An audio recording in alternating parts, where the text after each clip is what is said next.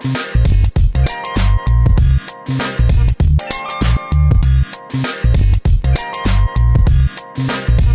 up? What's up? It's kimsomajor, Hip Hop Weekly Magazine. Sitting next to the Anderson Paak. How are you? Yes, Lord. Yes, Lord. Yeah. Good to see you again. It's a lot going on since the last time we caught up with you on the BET red carpet early this summer. Yeah, you was excited to see Anita Baker. I was, yeah, that was get to see her? fun. Yeah, I did. Yeah, that was really cool. Yeah, I know you're a big big soul person. You're super talented, so it's really good to talk to you about this third project that you got coming out, Oxnard, right? Mm-hmm. So that is the follow up. We had Venice, Malibu, Oxnard. What is the progression from Oxnard? Talk about that change. The progression, I like to say this is the same man, new car. We've been all over the world since Malibu came out, and now we're taking all those experiences and everything that we learned, and we putting it back home where I'm from. You know, we just headed straight up the coast, and we every album we learn something different, and we doing something different. And this is a very big, ambitious sound. You know, working with Dr. Dre, having him produce on the whole record and mix on the whole record is just a tremendous thing. So I'm just doing something that's not only gonna make the city proud, but the world proud, and it's just, you know, creative bliss on this album. Yeah, wow. Speaking of creativity, I mean, that has to be something. Like you said, you're working with Dr. Dre, and like, let's be real. Like, your sound, you've been independent for a while. So your sound, even on Venice, was like super forward, super modern, like electronic, you know, jazzy, like, you know, you had all the elements in it. So how was that process? Like, did Dre just be like, hey, I want to sign you? Like, what was that first conversation about back at that time? Yeah, I mean, it was right after Compton came out, and he was like, you know, I don't know what you got going on, but we want to get you over here for sure. And it was funny because before that album, you know, we couldn't buy a deal. Like, we was trying to get signed and do all these different things, and no one was really super interested. No one really wanted to take a chance. And so he took a big chance. He threw me on the records when I was relatively unknown, and he put his name on the line and everything, and he was all about it. So I was like, bet, I'm riding with you, big homie. And I got to put my record out, Malibu, first, and then I signed with him after that. And we were just working after that ever since on Oxnard. Okay. Yeah. I thought you weren't signed on Malibu. So basically he just had the interest. Yeah. Okay, that's dope. So Malibu was completely yours too. Yeah, Malibu was mine. We did that indie project on my label and with Empire and Stillwell and Art Club. It was like just a partnership I had with a bunch of indie companies, and it was dope. We got to do Venice and Malibu and just like really work the ground level and just tour all over the world from those albums. Yeah. Right. I mean, doing super big things on your own, being independent. And I mean, that's huge because Dre rarely works. If he does, he's working with select people. Right. So I mean, just to be that chosen one, you know, I mean, how does that feel? I mean, you've accomplished a lot on your own, but like, how does that feel like to actually have that backing behind you, especially from someone as iconic as Dr. Dre? It's amazing. It's surreal. It's humbling. It's just like, every day I'm just like, whoa, this is crazy to have someone like a mentor just as much as him, and it's just, I value it, you know, at the highest degree. It's like, this is what I always wanted. It almost seemed like it was like, you know, out of the reach, you know, to work with Dre at one point, and now it's like every day, you know. Yeah. Are you back like as a student? Because I know you're your own boss, you know, when you're putting out your own music, your own label, getting your own distribution, and then it's like, hey, you got Dre over here, like, right. Do you like, you know, what is that? What is that like? Yeah, it's just there's a lot of mutual respect I feel like Dre has, you know, we both have, you know, like I feel like he sees me as someone. He told me, he's like, you know, do I need to be a part of your project? No, you know, you got it, but do I want to? Yes. And I think you know, I would be a fool to not take any advice he has for me, and I'm definitely always a student of the game, and just have an open ear for whatever he's going to tell me. And also too, when, you know, I feel strongly about something, I definitely let him know, and he really respects that as well. So we really have that kind of relationship. That good balance. Yeah, right? I feel like he's learning a lot from me. I'm learning a lot from him. Dope. The creativity has to be insane in the sessions. Like, what are your studio sessions like? Just an AP session? Just lots of laughter, lots of jokes, lots of roasting. This album was probably built on Tequila and what else? Vegan food, and just, you know, people coming in. You know, this album was fun because I got to collaborate with a lot of writers, a lot of female writers, and a lot of producers that were on Aftermath, like J Pounds and Mel. Of course, my band Free Nationals.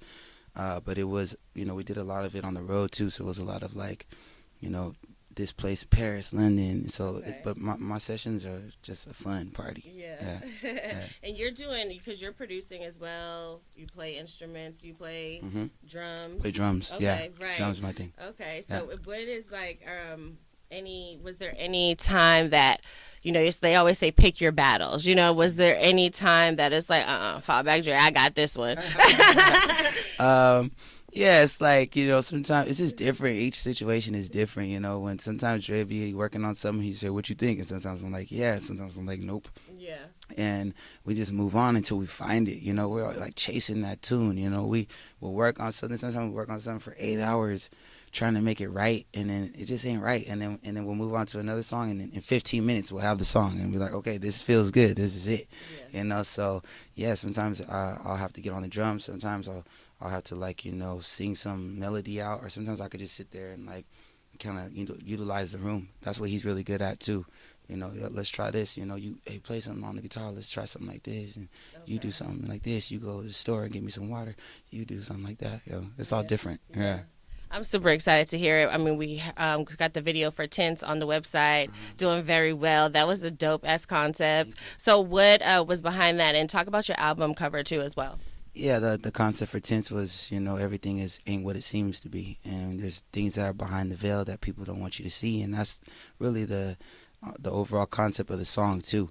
Not that you're trying to hide something, but you just never know. And some people can't be all out willy-nilly in the streets like that no more. Dre, Kendrick, these people have so much to lose now. So, and there's people that are out for their best interests and people that aren't out for their best interests. And same thing with me.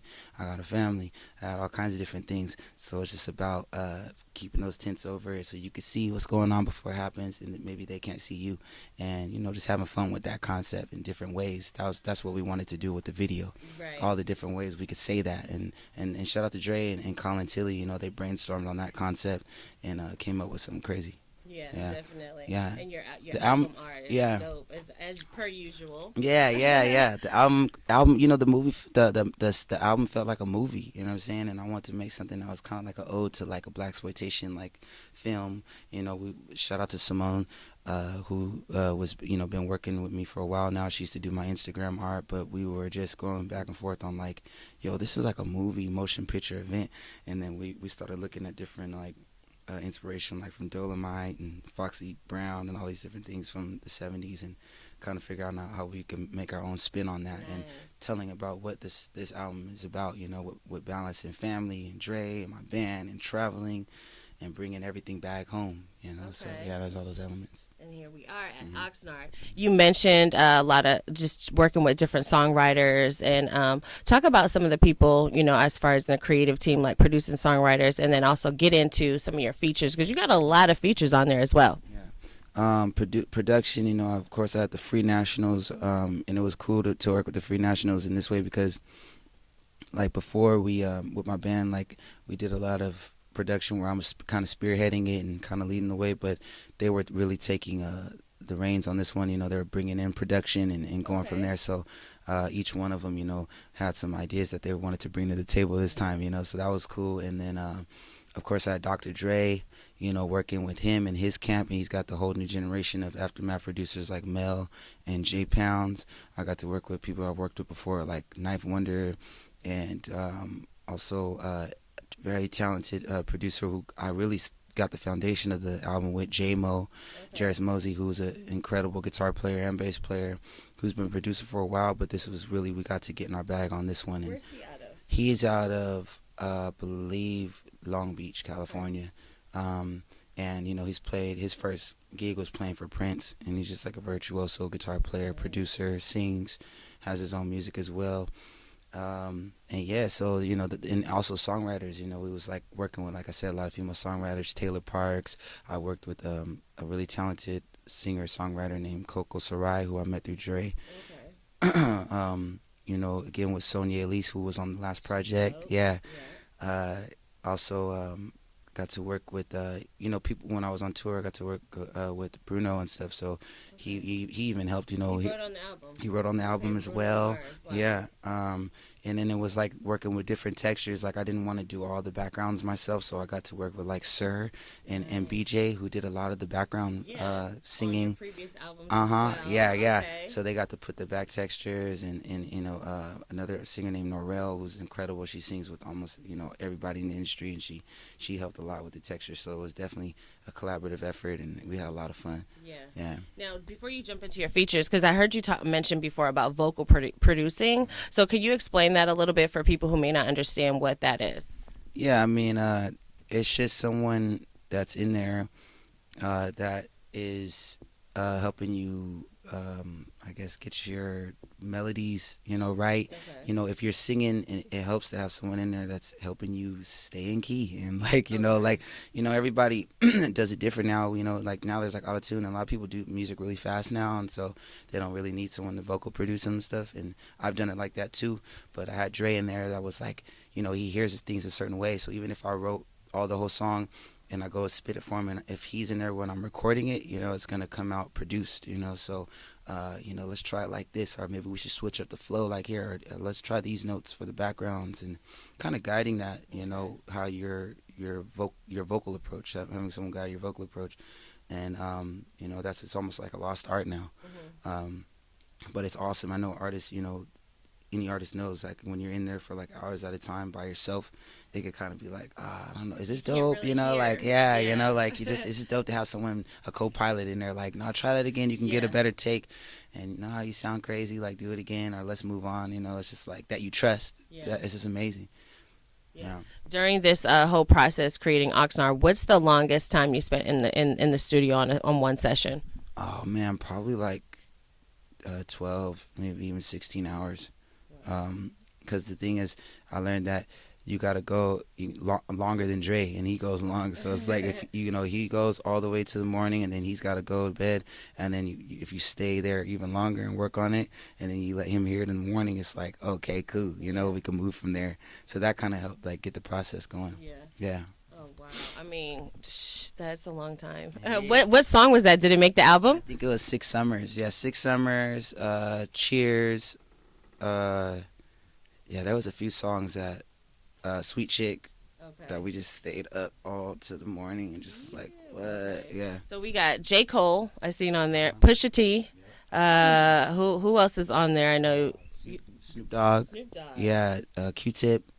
Got BJ Chicago Kid, Coco Sarai, Norel, what else? Last Artful Dodger, super dope. I think that's it. Oh, Wow. yeah. As far as features go, yeah. That is a heavy lineup. Yeah. We're bringing all. Kadia Bonet, I'm sorry, Okay. she was a big help on the album too, a singer, and she did a lot of the string work on the album. Yeah. Nice. I'm super excited to hear this. So if you had to sum it up in like 3 words, what do you want your fans and new fans to get from the album? I just want them to have something cool to listen to, saying that makes them feel cool, that makes them feel good and sexy, and saying like something that they can dance to, and that's something that they can feel like positive feelings to. Some people make music to build, some people make music to destroy. I want to build people up, give you some good music to play for your mom and for your homegirls, for your man, for your chick, like all the above. This is like the go-to. If you got the auxiliary, you ain't got to be nervous. It's just Anderson Paak, Oxnard. Everyone's gonna love it. Good everywhere. Yeah. Everywhere. Face card good. It's good. Yeah. Now, quick. I just want to ask you a couple quick questions because we like to do this, play a little game with all of our special guests. Now, I know you had mentioned, I seen you mentioned just a little while ago about your family. So, is it true that you had lost your parents to the prison system, like when you were early childhood? Just talk about that, because we have a huge just following. We definitely give back to the community. The people who are incarcerated, they love our magazine. We ship out so much letters all the time. We're actually trying to do a special page dedicated for people to be able to write to their family members and get it and shout them out and stuff like that. So just talk about the impact as a child, and what you had to go through. Yeah, no, it was crazy. I grew up pretty, and my mom was really a big hustler and like worked and was an entrepreneur. She had her own produce company and took care of the whole family. My pops actually went to prison when I was 7, and then so I didn't. He was, domestic abuse and drug abuse, and he went to prison when I was 7, and I didn't even get to really, develop a relationship with him as a grown up. By the time he was out, he passed away a little bit after, and then my mom was working, and my step pops was working. They both were in the same company, and long story short, they got caught up in blue collar crime and taxes and all kinds of stuff. And in my county is notorious for almost a few things, but I feel like they were trying to make an example out of 2 black entrepreneurs and put them in prison for 7.5 years. Wow. Yeah, and again, there's people that go through the cracks that can't afford good lawyers and different things like that, and they end up getting these crazy sentences, and that was the thing with her. No one died or anything like that. She had a full family, and they gave her children and everything. It was me and my little sister were still in school, and then I have 2 older sisters. Wow. that had their families, but she was taking care of them too. And so they gave her both of them 14 years. They had to serve 7.5 mandatory my senior year. And then it just like shook up everything. Did they put you in foster care? No. What happened is they went to prison, and then my older sisters ended up moving in, and they were just taking care of me and my little sister from there. But I graduated and ended up getting a job, right away and moving out and just kind of doing it that way. But she did a stretch for 7.5 after that, and it was just like. It was a mess, She made the most out of it for sure when she was in there, getting her AA, but I realized like she was working in there and had like these little jobs and just getting paid really little, and I realized how much the state gets for cheap labor and how much the prison systems make money for for each state and how much just for cheap labor alone. Right. Yeah. So and it just that's my story, but I know there's so many other people that. They're born and their parents are already in prison. So it's like almost like a systematic thing that's being passed on. So you see it even in the schools now with the kids. The punishment is so extreme. Yeah, As soon as they make one mistake, you're expelled. Yeah. So the next time you have no other choice but to be removed. Absolutely. In detention. It's like, wait a minute. Yeah. You used to go to timeout. Exactly. Until 7th grade. Yeah. Absolutely. So we definitely want to send our love and support to everybody going through those situations. Everybody that's going through the situation. Everybody that might be locked up right now. Just definitely love and support. Hold your head. And, try to just keep the faith for sure. Yes, Lord, it's Anderson Paak. Special shout out to Hip Hop Weekly. Make sure you follow them on Instagram. Special shout out to kimsomajor. When you see her, give her a big old kiss on the lips. And make sure you get Oxnard November 16th, baby. Let's get it.